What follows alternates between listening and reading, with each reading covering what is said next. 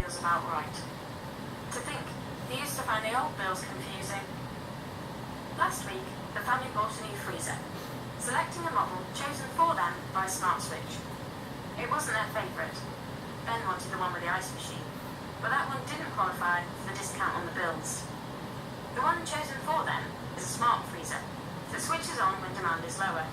However, over the weekend, the family all suffered a bout of stomach flu, and Terry has now got into his head that the freezer was responsible. He wants to send it back, but June says he's being ridiculous. One thing he's definitely not being ridiculous about is the noise their neighbour's wind turbine has started making on a windy day, usually just when they're going to bed, as Jane hears it too. The electrons have generally got on well with the Watts next door. That's the Watts there. Hello, Watts. Though the Watts did complain about the eyesore when the solar panels went on the roof. It was pretty rich of them to then get their own turbine when they heard how much money the solar panel system was earning the electrons. It was the noise of the turbine that really kicked things off though. Carol Watts said they hadn't heard any noise. Plus, when they got the manufacturer to come out and check, the engineer found nothing wrong. So she says they can't switch the turbine off because they'll never make the money back that they spent on the installation. For now, the two houses are at an impasse.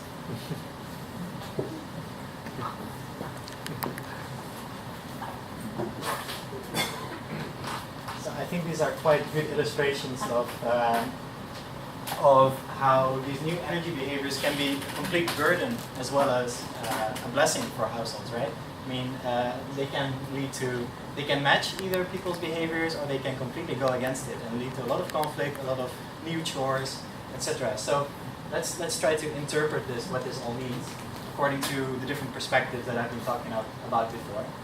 So an interpretation of energy users as individuals might say that indeed what we see in the dark scenario is that these individuals, they lack an understanding, they lack skills to manage this new energy behaviors. It is also important that they have a positive experience when they deal with these innovations, and it's important to align with the preferences, the dispositions, the norms, the rhythms of these people. If we look at it as a practice theory approach, we see that the smart grid brings in new objects, new meanings, new knowledge, skills and emotions. That we see interventions into these established energy practices sometimes lead to conflict and a lot of frustration. And we see that new practices emerge as others disappear. And that in the interaction between residents and neighbors is crucial rather than an individual focus.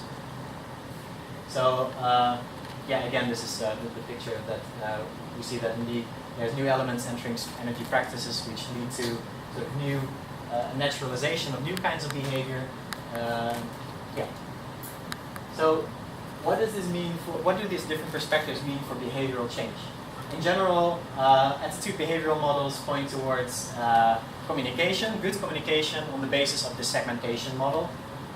They focus on persuasion, attitude change, more information, nudging, which is a new trend, very popular now in social psychology. And the goal is sort of public acceptance of new technologies and adoption and acceptance of new policies. On the practices side of things, changing behavior requires intervention in these routines, the manipulation of elements of practices, and then the goal is of the uptake and the spread of desired sustainable practices. Now let's look specifically at how to avoid this dark scenario according to the different perspectives. According to the attitude behavioral model, we might be able to avoid this dark scenario by having these custom information packages for different segmentations. So for people who are front runners and for people who are opponents of these energy innovations, we have different information packages. As spreading and enhancing acceptance can go via key demographics. So we first target the ones that are most willing to accept it, and then they will be the trendsetters, and they will be advocates of these new technologies, and then it will spread on its own. Making clever use of revealed dispositions. For example, it's always found that people buy renewable energy because they care both about the money and about the environment. So you have to target both incentives, and then you have a smart communication. And of course, the taking away barriers between intention and action, for example, by presenting the energy data in a very attractive way. A lot of design studies focus on how this energy display can present the data in a very attractive manner. For example, using smileys or trees or etc. Because people don't know what kilowatt hours are many times. And also intervening in social norms, for example, via PSAs or public service announcements or government campaigns that changes the social norms so that people feel pressure to behave in a certain way. Now, what does this mean if we look at it from a practices approach? Well, first of all, we have to pinpoint which behaviors, which practices should be targeted, and analyze which practices are inherently compatible or not compatible with this new program. Now, if practices are social, which is what practice theory says, then their change is social too. So the realignment or the change of practices involves a renegotiation of residents' shared norms about comfort, privacy, convenience, etc., and the distribution of household tasks. So it's not about changing individuals' behavior. So it's not about targeting the husband, the wife, etc., but it's about targeting the way we do things at a home, let's say. So it's about targeting this communication process in which people agree that in our house we turn off the lights, in our house we turn down the heater, etc. Or we put on a sweater. But how do you do that? I mean, that's a problem. In general, the phase in which practice theory is in is that it is a very exciting new school, but it has yet to make this transition to a very practical and useful policy tool. So new books that come out now focus on how do we use practice theory to formulate policy recommendations, for example. Now, I also just included rational choice economic modeling. So how do we focus on, how do we change behavior, how do we avoid this dark scenario? Then, obviously, then it's about incentive structures, right? So we have to provide the right kind of money incentives, carrots and sticks, and then people will change their behavior. Now, this is much used in developing and testing dynamic pricing schemes, and as well as game theory is used a lot. And there's some overlap between attitude behavioral models and economic models of behavior.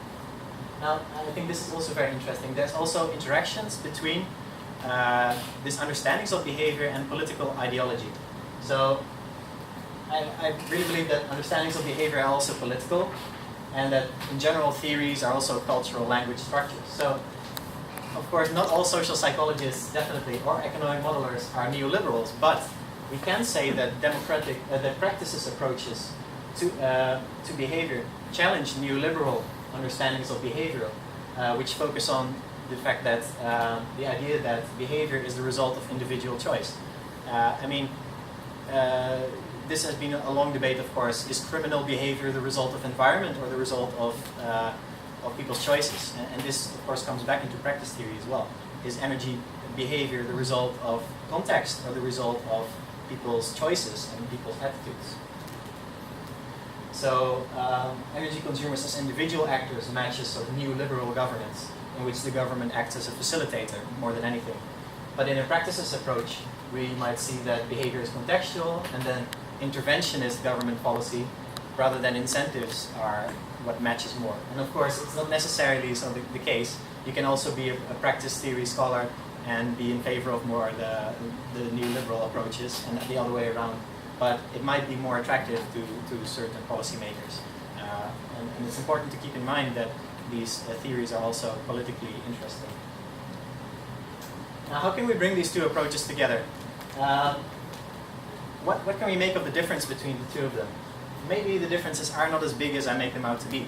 So what is the difference, for example, between nudging, which is strategically pushing people in the right direction? So, for example, in grocery shopping, you can put the sustainable products or organic products at the eye level, and then people are more likely to buy those products. That's nudging. And what is the difference between that and the strategic insertion of elements into existing practices, as it is said in the practice theory? I mean, maybe there is already a convergence happening between different understandings of behavior. In general, different understandings of human agency lead to different concepts, methods, questions, and interventions. So that's the core argument that I'm making here. But what we also see is that these differences are sort of exaggerated, because quite literally, practice theorists and social psychologists compete for grants. I mean, there's a limited amount of money available for the study of energy consumption. You've got people in the practice theory field, and you've got people as social psychologists. And they sort of argue that they're different from the other, and then they exaggerate the differences. That's also something that we can see. So instead of arguing that indeed we should go one or the other direction, I want to point out, and as I'm coming sort of towards the end, that there are strong points in both schools. So in social psychology, it generates highly practical insights. In the practices approach, we see that acceptance is only one step. The uptake of new behaviors and participation is another. Social psychology gives tools to differentiate and segment households in relation to energy, whereas practices approaches give tools to analyze and differentiate routinized energy behaviors. Social psychology has very well linked theory, analysis, and possible interventions. Of course, the social psychological models are very much widely used, and they have been very well established. Whereas the practices approach is proving to be a sort of useful framework for analyzing collective rhythms rather than individual rhythms, and changes over a longer time as well. And finally, social psychological models some energy behaviors fit the rational choice model more. So when people decide to invest in renewables, or when do they decide to buy a energy efficient fridge rather than an energy inefficient fridge? That's not routine behavior. That's choices that you make maybe 3 times in your life. That doesn't really match this practice's routinized behavior approach. But other practices do. For example, doing the laundry, heating spaces. Those are behaviors that you do very regularly, and you don't do them very consciously. So it's also the case that these models don't really compete as much as they target different kinds of behaviors. Now, one example that I will go through a little bit faster is energy culture. That was a approach done in New Zealand that tries to bring all different kinds of behavior, different kinds of understandings of behavior together in a very comprehensive and large study, and which was published in 2013 and a couple of years before that. The focus on energy efficiency was there, and it was very interdisciplinary. So you got the practice theorists as well in there. You've got design people, psychologists are in there. And they came up with this model, which material culture, energy practices, norms all have a place, and also attitudes and social psychology was very much represented in there. But, they produced, for example, a segmentation, as we expect, which groups households into different categories, much like the one that I presented earlier already. But what is lost and what is gained when we combine these approaches? We see, for example, that this kind of questions were asked. What happens the most in discussions about energy use? Do you tell your friends, or do you tell your friends about, your friends tell you about energy efficiency, or do you tell your friends about energy efficiency, or is the conversation mutual? I mean, these are very, very specific questions that, as a practice theorist, you think this is ridiculous. We don't care about this at all. But this study still tries to use practice theory too. So what we might see is that it does then generate very practical and insightful results. For example, conclusions such as the lowest energy users tend to have substandard housing, inefficient energy technologies, but have very economical and energy practices. So these are very good conclusions, right? But we also see that maybe it lacks a little bit of perspective. Some things are lost. For example, there's no focus on rhythms. There's no talk about a lot of things that in behavioral studies we also think are relevant. And practices are only sort of paid lip service to. Okay, and I want to talk a little bit also about the international perspective, because in my faculty we're now sort of developing some research projects on that. So, what can an international comparative perspective contribute to the study of energy consumption? Well, we've got, of course, different institutional actors. The energy sectors in every country looks very much different. What is private, what is public, different regulations, of course, different practices and histories, different disposition attitudes, etc. And in practices research, a lot of the research is ethnographic, so it's very, very case specific. If we want to increase the validity and be able to say something in general about behavior, then we need to have cross-cultural perspective. So I want to give 2 examples of how we can do a practice theory research and international practice theory research, so that maybe you are triggered to think if this may be relevant for yourself as well. So one in which I'm also involved is a project on energy storage. in which we want to explore new practices, new behaviors surrounding energy storage at a local level, a household level, regional level, neighborhood level, in different national settings. So that the core idea is that energy in the smart grid switches from a service to a commodity, which is a cultural switch, if anything. And that the switch has distributional effects. So people take up different roles, different responsibilities, and there are different benefits. So having an energy storage system in your house means that consumers take up new roles, for example. So we have international collaboration. In the UK we have partners now. We are developing some ideas with Italy as well. And we very much welcome also to work together with partners in Asia to see what new kinds of behaviors and new kinds of governance arrangements we can expect around this new exciting technology of energy storage. This, one thing that I've, in my limited experience with energy now, is everyone seems to agree that energy storage is very exciting.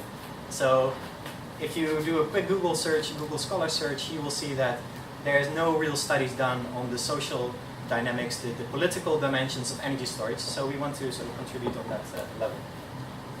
So we welcome collaboration in that regard. And then there's also, we have an urban retrofitting project. This is a comparative case study about smart urban retrofitting, which is we do it in Myanmar, in China, and in Amsterdam.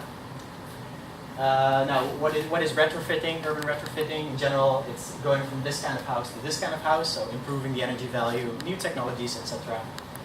And the focus is on isolation and solar panels, or adoption of new technologies.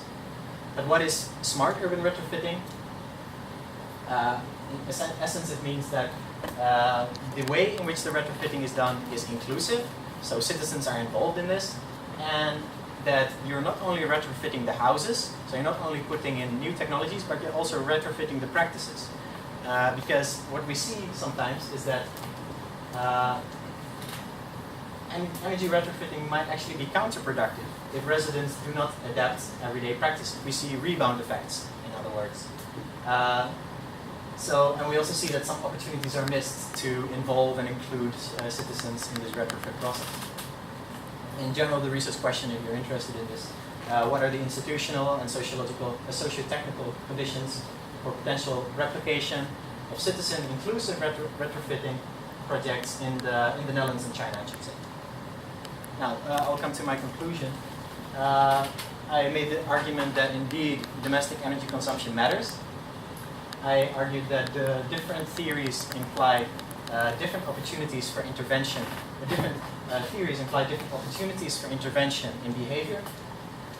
I argued that an international comparative perspective is valuable, that it is important in general to imagine human behavior, human agency complexly, and for that we must be aware of different perspectives. But sometimes only one perspective or two perspectives can be usefully applied in the research, because if you put too much together, then you also lose focus. So that is a constant tension when you design research. So if you're interested in practice theory more, which is the main sort of school that I use in my own PhD, I could recommend some authors. Elizabeth Shelf, Tom Hargreaves, we've got Van Hanse as well she's in Copenhagen, I believe. And my own supervisor also is one of the authors of that. A very exciting new book that was published from Australian authors on social practices, intervention, and sustainability change. It goes beyond behavior change, it says. Very interesting. And some of the key journals which focus on this tension is Energy Policy and Energy Research and Social Science.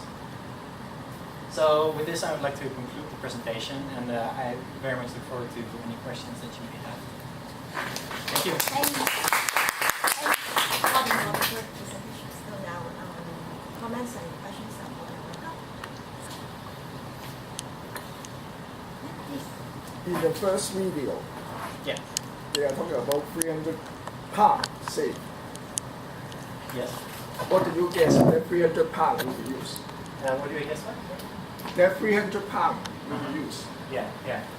Because actually, if you count these 300 pounds they spend on clothing, on other things, the energy use maybe more than they say. Yeah, this is true. So that's sort of rebound effect that we have. Yes, Yeah. but up to now, I didn't saw any research doing on that aspect.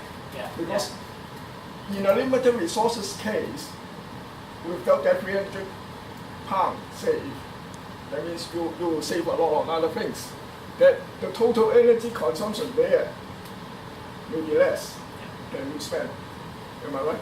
Yeah, this is true. So, I mean, they save money, if I understand correctly, they save money and they might invest that, they will spend that money in other ways. Yes, Also, for example, a trip to Europe. Exactly, yeah. That's, This is the rebound effect indeed. That is a problem, and it is not addressed in this because they paint the rosiest, the best picture that is possible.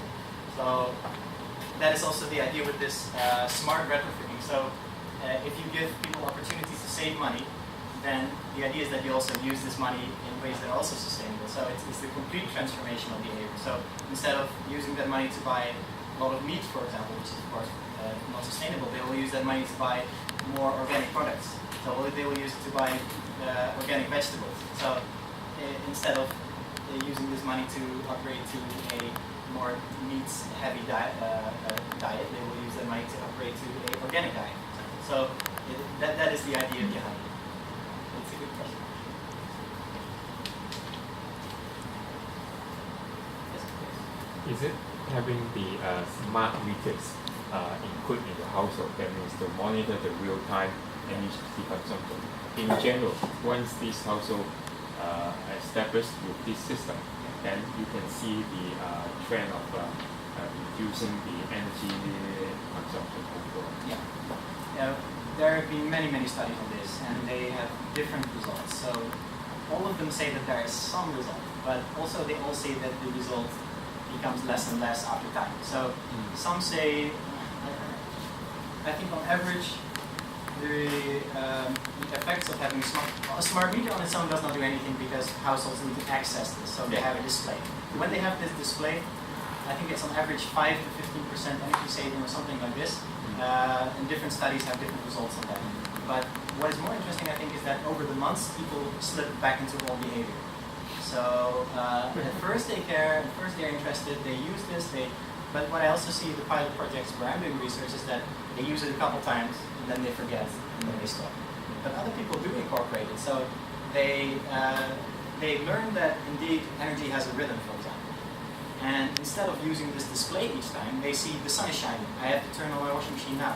So they also it's also a learning process. So it's not just that we can measure the effects of smart metering and smart systems in terms of energy consumption. It's also sort of an education process. So it's problematic, but there's also more to it. It's a good question. It's a follow-up. But in UK, is the smart meter for household is paid by the utility companies or? I think yes. In the Netherlands, it's definitely the case. So right now, they started with installing smart meters I think last year. In 4 years, this is European policy, by the way. Every household must have a smart meter by 2030 or something. So different countries, they are different speeds. So Italy has already, I think, almost everything done. The Netherlands will do it in the next 4 years. And sometimes it happens sort of behind the back of consumers. A lot of people don't know that these smart meters are being installed. But other people, but you can also say no. In the Netherlands, for example, you can say, I don't want to have a smart meter installed. Because some people are afraid of the privacy risks. And they are funded by the utility, so it comes out of the energy taxes. Essentially.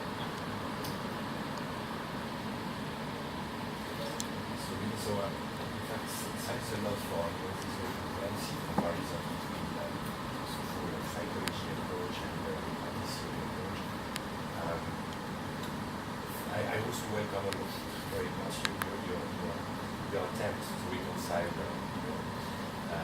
it's true that on one side I would say that the social psychology approach they provide tools to try to change these behaviors, and clearly I don't see from the being, at least in practice theory approach, this kind of operational aspects which are extremely important, not only for policy but also for regulation. And for me it raises I would say a more general and epistemology question, whether these approaches can be combined at the end or are truly incompatible. Again, this is the traditional clash or opposition or tension between psychology and sociology that we are talking about here. And in some fields, it's assumed to be completely incompatible, but can just be used in complementarity, either one or the other, not together. It's a good point that you make. The thing that makes practice theory very difficult to combine with anything else is that it has a flat ontology, as being said. So it denies the existence of superstructures like Marx imagined or anything else. And it says that the social world consists of practices and nothing else. And if you start to imagine something that is below practices, if you start to imagine something that's above practices, so you've got regimes or niches, like multi-level perspective might say, then you're a traitor to the practice theory school, and then it doesn't work.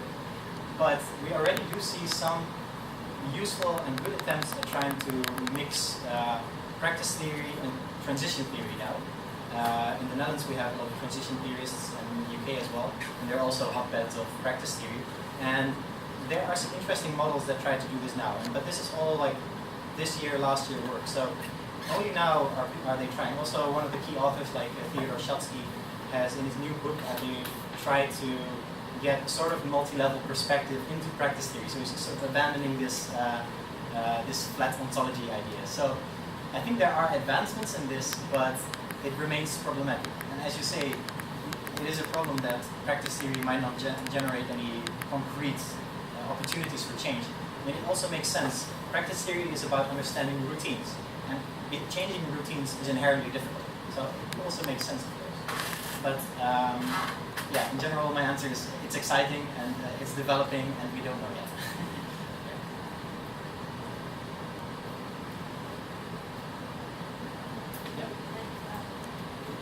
It's more about question about policy perspective. Yeah.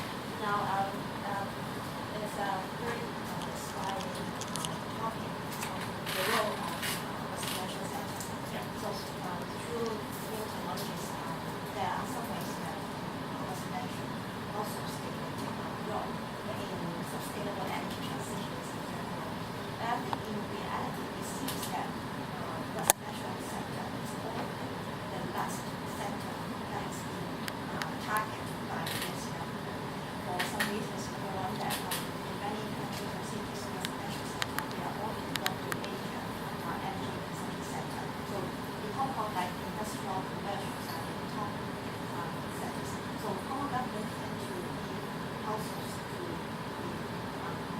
disrupt targets that we become. Now, let's tackle commercial building first, let's tackle other sector first. And so with this in mind, I just wonder if your contribution of commercial perspective, in what way that you can change the mindset of governments. Yeah. This And is another reason why governments often quite hesitant to move to residential sector is that they are actually the most difficult sector to move in certain aspects. They are very segmented sector.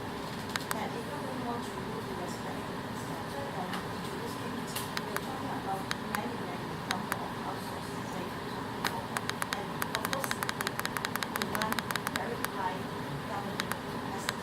So that's why many companies kind of is for forefront. Yeah, I wish I had a concrete answer to it. What we can see in the Netherlands, why